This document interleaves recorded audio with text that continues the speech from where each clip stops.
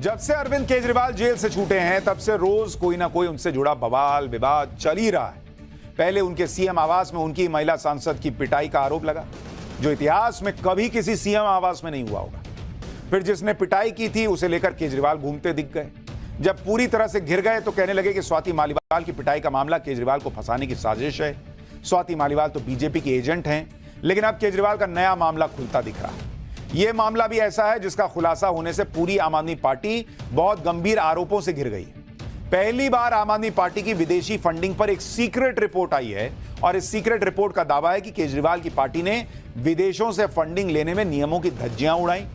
यह secret report ED की है और इसमें आम आदमी पार्टी की विदेशी फंडिंग के बारे में ऐसी ऐसी बातें लिखी हैं जिसके आधार पर ईडी ने गृह मंत्रालय से इसकी जांच करने के लिए लिखा है। ईडी की तरफ से अक्टूबर 2022 में गृह मंत्रालय को इस मामले में जो सीक्रेट रिपोर्ट भेजी गई है, इस रिपोर्ट की कॉपी हमारे पास मौजूद है। ईडी की अब तक की जांच में खुलासा हुआ है और आम आदमी पार्टी पर यह गंभीर आरोप लगे हैं कि अमेरिका और कनाडा में फंड रेजिंग कैंपेन के जरिए न केवल फंड जुटाया गया बल्कि विदेशी फंड पर एफसीआरए यानी फॉरेन कंट्रीब्यूशन रेगुलेशन एक्ट के तहत लगाए गए बैन से बचने के लिए आम आदमी पार्टी ने असली दानदाताओं की पहचान भी छुपाई। यह भी आरोप है इसमें। असल में एफसीआरए के नियमों के मुताबिक कोई भी पॉलिटिकल पार्टी किसी विदेशी से फंडिंग नहीं ले सकती, लेकिन ईडी ने आम आदमी पार्टी को विदेश से मिली फंडिंग पर जो डोजियर गृह मंत्रालय को सौंपा, उसमें कई हैरान करने वाले खुलासे और बड़े गंभीर आरोप लगे। खुलासा नंबर 1, आरोप कह रहा है कि आम आदमी पार्टी पर यह आरोप है कि उन्हें 7 करोड़ 8 लाख रुपए का विदेशी फंड मिला। खुलासा नंबर 2, आम आदमी पार्टी को यह विदेशी फंड साल 2014 से 2022 के बीच मिलने का आरोप है। खुलासा नंबर 3, आम आदमी पार्टी पर आरोप है कि विदेशी फंड जुटाने में एफसीआरए के नियमों की धज्जियां उड़ाई गईं। खुलासा नंबर 4, आम आदमी पार्टी के विधायक दुर्गेश पाठक पर आरोप है कि उन्होंने विदेशी फंड को ठिकाने लगाया। खुलासा नंबर 5, आरोप है कि कई डोनर्स के लिए एक ही पासपोर्ट नंबर और क्रेडिट कार्ड का इस्तेमाल हुआ। खुलासा नंबर 6, आरोप यह भी है कि आम आदमी पार्टी ने विदेशी दानदाताओं की असली पहचान छुपाई। खुलासा नंबर 7, आरोप है कि विदेशी फंड सीधे आम आदमी पार्टी के खाते में जमा किया गया। असल में ईडी की जांच में खुलासा हुआ है कि आम आदमी पार्टी के डोनर्स की एक बड़ी संख्या है, लेकिन पहचान छुपाने के लिए कई डोनर्स का एक ही पासपोर्ट नंबर, कई डोनर्स का एक ही मोबाइल नंबर, ईमेल आईडी और क्रेडिट कार्ड नंबर दिखाया गया, यह आरोप लगा। जैसे आम आदमी पार्टी को फंडिंग करने वाले 155 डोनर्स ने 55 पासपोर्ट की मदद के जरिए 404 ट्रांजैक्शन की, यानी एक ही पासपोर्ट नंबर पर कई डोनर्स दिखाकर करीब 1 करोड़ 2 लाख रुपए का फंड जुटाया गया। इसी तरह एक ही डोनर्स की पहचान छुपाने के लिए एक ही ईमेल आईडी का कई डोनर्स के लिए इस्तेमाल करने का आरोप है। सिर्फ 51 ईमेल आईडीज का 201 डोनर्स के लिए इस्तेमाल हुआ है और इन ईमेल आईडीज की मदद से 636 ट्रांजैक्शन के जरिए करीब 2 करोड़ 66 लाख रुपए का फंड जुटाया गया।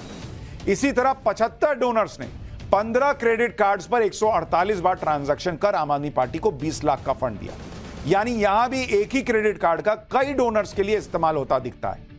21 मोबाइल नंबर्स का इस्तेमाल कर 71 डोनर्स ने 256 बार ट्रांजैक्शन कर करीब 99 लाख रुपए का फंड दिया। यहां भी डोनर्स की असली पहचान छुपाने के लिए एक ही मोबाइल नंबर का इस्तेमाल किया गया। अब जब यह सीक्रेट रिपोर्ट सामने आई और आम आदमी पार्टी से सवाल होने लगे तो उनके लोगों ने किस तरह से आज हमारे चैनल की महिला रिपोर्टर के साथ बदसलूकी की, आपको वो भी देखना चाहिए। हमारी संवाददाता आकांक्षा खजूरिया ने जब विदेशी फंडिंग पर सवाल पूछने की कोशिश की तो आम आदमी पार्टी के दफ्तर में हमारी संवाददाता के साथ बदसलूकी की गई, रिपोर्टर पर हमला किया गया, कैमरा तक तोड़ दिया गया। देखिए वहां पर क्या हुआ है। अच्छा, कैमरा ऐसे कैमरा टूट जाएगा भाई। See what they have done. They're trying to break our camera here. Complete chaos here at the party headquarter. देख रहे हैं आप, ये हाल है।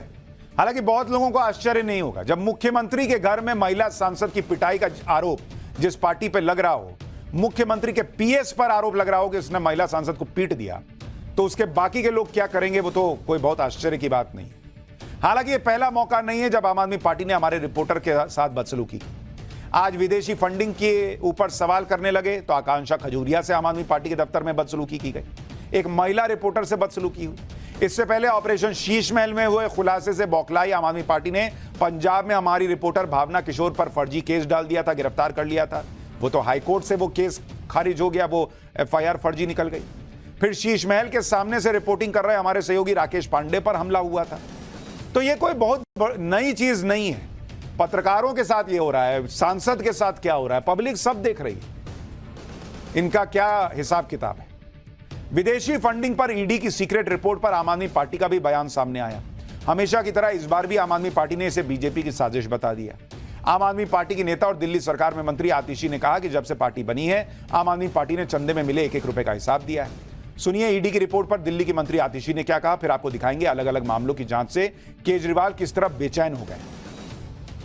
मैं भारतीय जनता पार्टी को ये बताना चाहती हूँ, आम आदमी पार्टी ने जब से ये पार्टी बनी है पूरी ट्रांसपेरेंसी से 1-1 रुपए का चंदा लिया है और पूरे ट्रांसपेरेंसी से 1-1 रुपए के चंदे का हिसाब किताब इलेक्शन कमीशन को भी दिया है, इनकम टैक्स डिपार्टमेंट को भी दिया है, देश की हर संस्था को दिया है।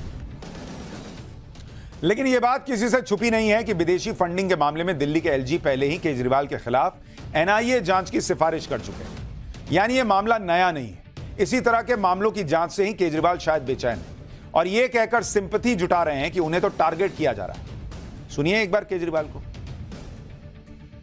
प्रधानमंत्री जी ने अपने मुंह से बोला था वहां जाके अबोहर की रैली में, केजरीवाल खालिस्तानी आतंकवादी है। केजरीवाल खालिस्तान बना के वहां का प्रधानमंत्री बनना चाहता है।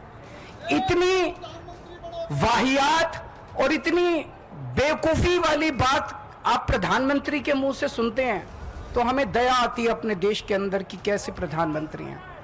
इस तरह से, जिस तरह से बेतुकी बात। और अभी तो देखना 25 तारीख को दिल्ली का चुनाव है, 1 तारीख को पंजाब का चुनाव है। आने वाले 10-15 दिन के अंदर ये कैसी कैसी मनगढ़ंत बातें लेके आते हैं ये लोग।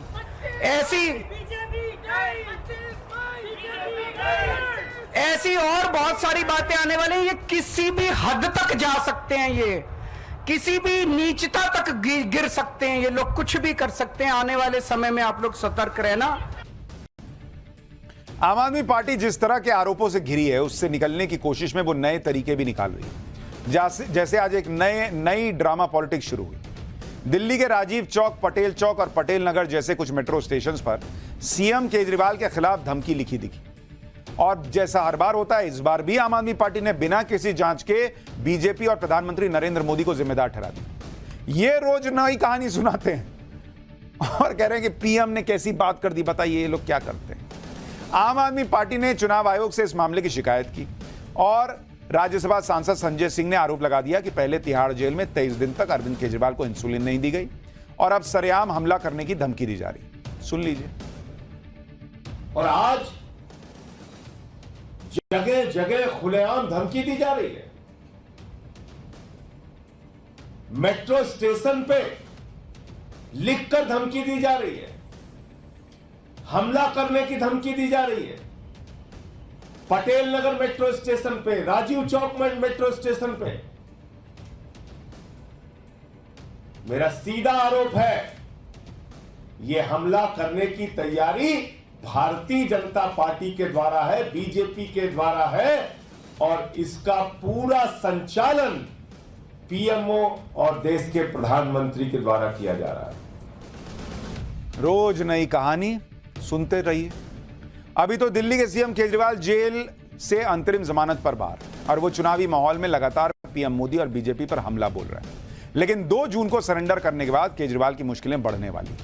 ईडी ने केजरीवाल को 14 दिन तक रिमांड में लेने के लिए कोर्ट में एप्लीकेशन दे दिए भैया।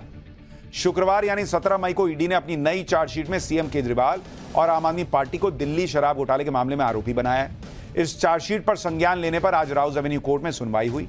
सुनवाई के दौरान ईडी ने कहा कि चैरियट मीडिया के कर्मचारी प्रिंस कुमार को 16 लाख रुपए हवाला के जरिए मिले थे, जिसका डेटा इनकम टैक्स डिपार्टमेंट में से हासिल किया गया है।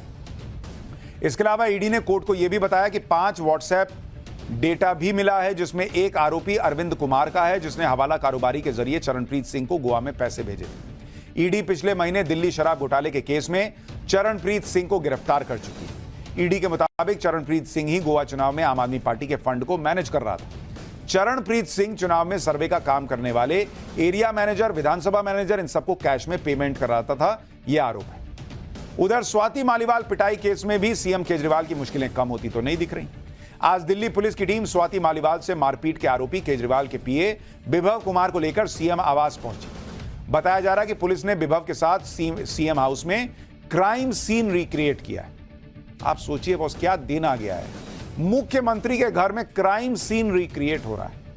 पुलिस यह जानने की कोशिश कर रही है कि 13 मई को जिस वक्त स्वाति मालीवाल के साथ मारपीट की घटना हुई, उस वक्त विभव कुमार कहां खड़ा था और स्वाति मालीवाल कहां पर थी। इतने सारे मामले सामने आने के बाद भी केजरीवाल और उनके लोग कहते हैं कि उन्होंने कुछ नहीं किया और यह सब बीजेपी का किया धरा है। लेकिन सबसे बड़ी बात कि गंभीर आरोप लगने और जेल जाने के बावजूद केजरीवाल ने कुर्सी नहीं छोड़ी। इसी पर आज गृह मंत्री अमित शाह ने भी दिल्ली की एक रैली में कह दिया कि केजरीवाल फेविकोल लगाकर कुर्सी पर बैठ गए और जैसे ही बीजेपी 4 तारीख को दिल्ली की 7 सीटें जीतेगी, ये फेविकोल उखड़ जाएगा। सुनिए अमित शाह को। अरे केजरीवाल जी, अभी तो सिर्फ शराब घोटाले की जांच हुई है, 7 घोटालों की जांच बाकी है, 7 घोटालों की जांच बाकी। भाइयों बहनों, इनके जैसा निर्लज्ज व्यक्ति मैंने मेरे जीवन में नहीं देखा है। भ्रष्टाचार के कारण लालू जी भी जेल में गए, इस्तीफा देकर गए। जयललिता भी जेल में गई, इस्तीफा देकर गई, और मंत्री भी जेल में गए, इस्तीफा देकर गए। ये एक नेता ऐसे है जो जेल में तो गए मगर मुख्यमंत्री बने रहे।